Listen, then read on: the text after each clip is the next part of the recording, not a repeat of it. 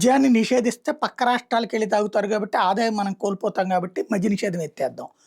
అలాగే మద్యాన్ని నియంత్రణ అంటే సర్టెన్ టైమింగ్స్ పెట్టి అట్లాగే ఇక్కడ నోటికి రుచిగా ఉండే బ్రాండ్‌లని తగ్గించి నియంత్రించడం ద్వారా నిదానంగా మద్యాన్ని వాడకాన్ని తగ్గిస్తే మన ఆదాయం పడిపోతుంది కాబట్టి దాంట్లో అవతలోడు దోచుకున్నాడని చెప్పేసి ఆ పేరు చెప్పి అవన్నీ అందుబాటులోకి తీసుకొచ్చాం.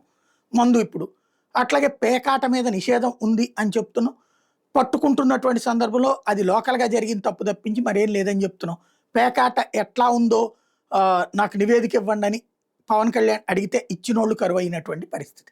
దానివలన వివిధ నియోజకవర్గాల దగ్గర గొడవలు నడుస్తున్నటువంటిది ఇంకొక ఎత్తు.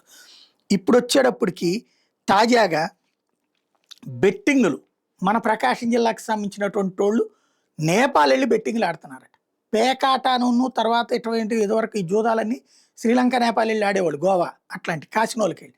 ఇప్పుడు ఇక్కడే పేకాట ఆడుకునే అవకాశం వచ్చింది కాబట్టి అది ఆగిపోయారు.